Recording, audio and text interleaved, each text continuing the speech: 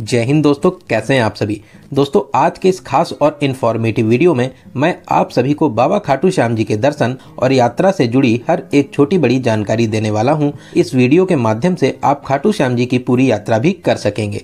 अगर आप भी बाबा जी के मंदिर में जाकर बाबा जी के दर्शन करने की प्लानिंग कर रहे हैं तो ये वीडियो आपकी बहुत ज़्यादा हेल्प करेगा।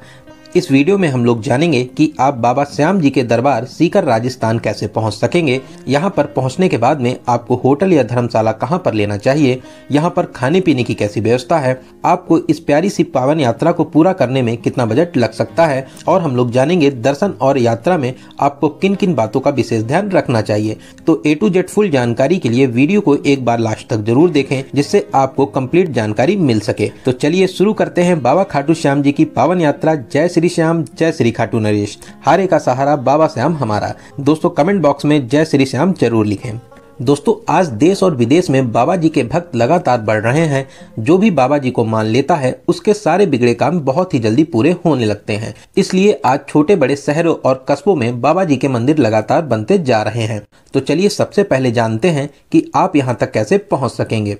सबसे पहले आपको अपने शहर से जयपुर आना रहता है। जयपुर हर तरीके से वेल कनेक्टेड है। आप बस, ट्रेन, फ्लाइट, आप जिन साधनों से भी आना चाहते हैं जयपुर आराम से आ सकते हैं।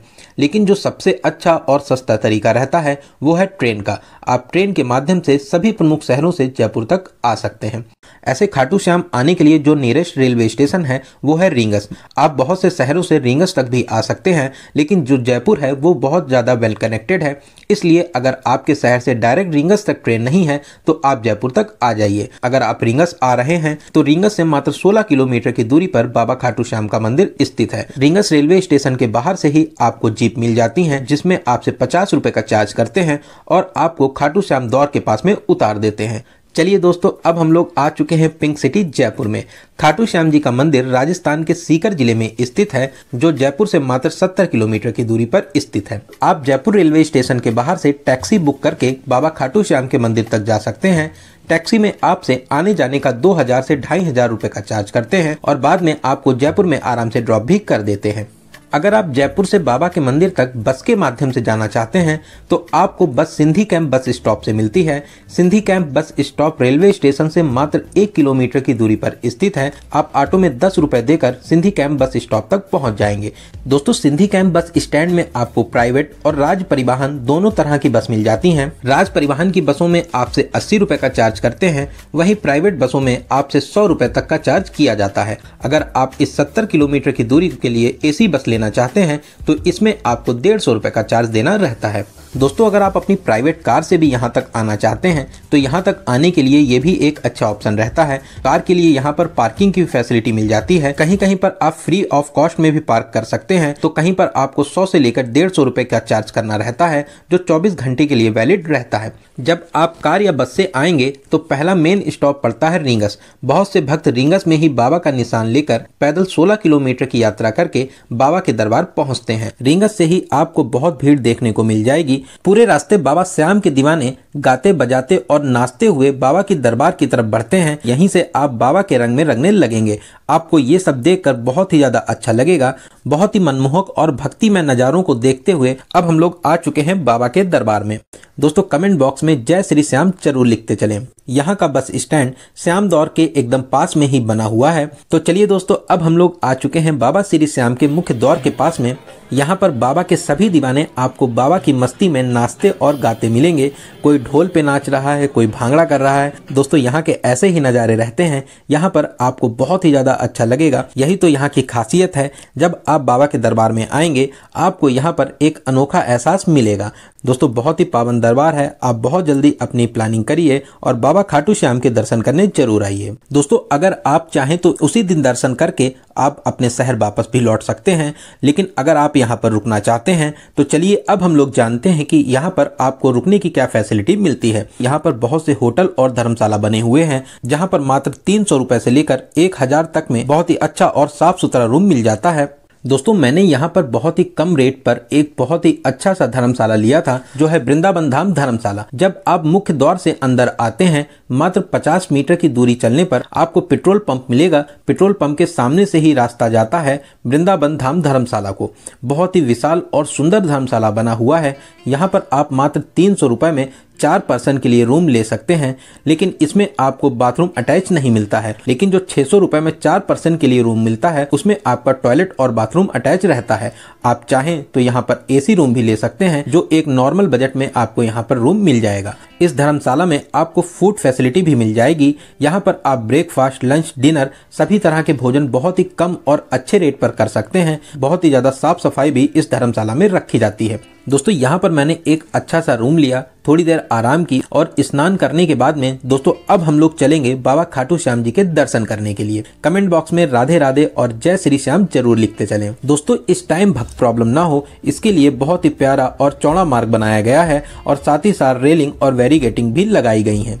दोस्तों जो भी भक्त बाबा के लिए निशान का चढ़ावा लाता है, वो यहाँ पर जमा हो जाते हैं और किसी भी तरह का यहाँ पर प्रसाद या चढ़ावा नहीं होता है। फिर भी अगर आप चाहें तो प्रसाद ले सकते हैं। बाबा के भक्त बाबा को गुलाब के फूल और मोर पंखी भेंट करते हैं, लेकिन उसको भी आपको अपने घर लेकर जाना रहता है। दोस्तों जिस दुकान से आप प्रसाद लेते हैं, वहीं पर आप अपने जूते चप्पल को भी उतार दें। चलिए दोस्तों अब लग जाते हैं लाइन में और चलते हैं बाबा के दर्शन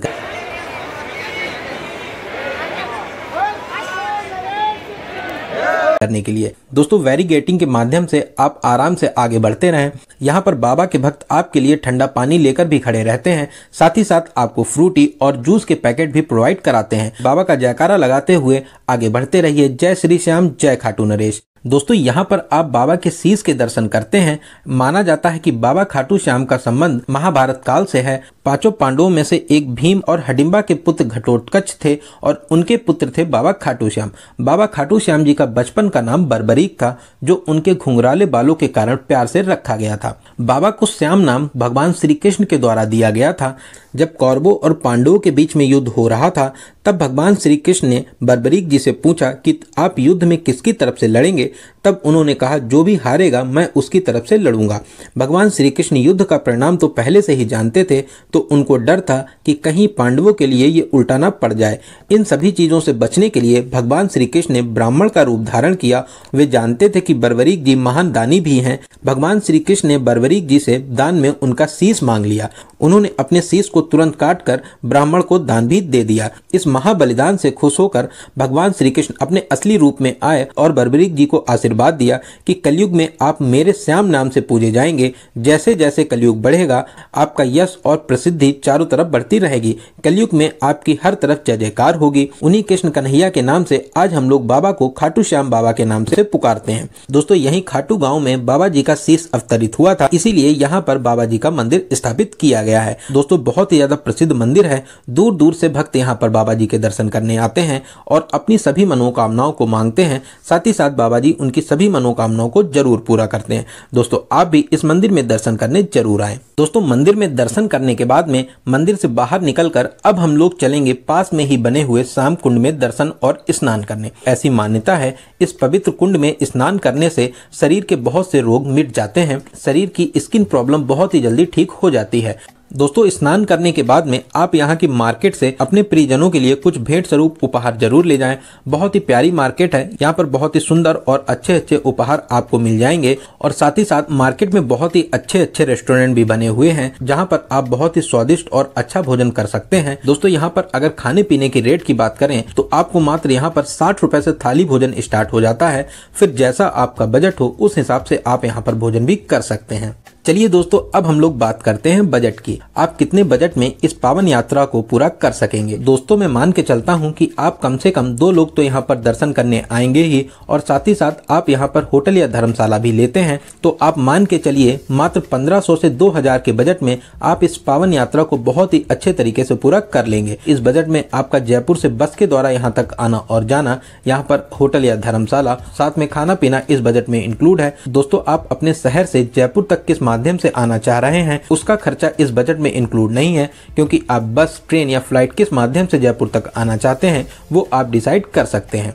दोस्तों यहाँ पर मैंने आपको बाबा खाटू श्याम जी के दर्शन और यात्रा से रिलेटेड हर एक छोटी बड़ी जानकारी बहुत ही अच्छे और सही तरीके से देने की कोशिश की है। मैं आशा करता हूँ कि आपको ये जानकारी बहुत ही अच्छी और सही लगी होगी। अगर दोस्तों आपको ये जानकारी अच्छी लगी हो तो वीडियो को लाइक और शेयर करना बिल्कुल भी ना भूलें। अगर आपने अभी तक हमारे चैनल को सब्सक्राइब नहीं किया है तो प्लीज सब्सक्राइब जरूर करें, साथ में बेल आइकन प्रेस करने के बाद में ऑल नोटिफिकेशन को जरूर क्लिक करें। तो चलिए दोस्तों, अब मिलते हैं किसी ऐसे ही इंफॉर्मेटिव वीडियो में। तब तक आप अपना और अपने परिवार का बहुत ज्यादा ध्यान रखें। आपकी यात्रा सफल, सुगम और मंगलमय हो। जय हिंद, जय भारत।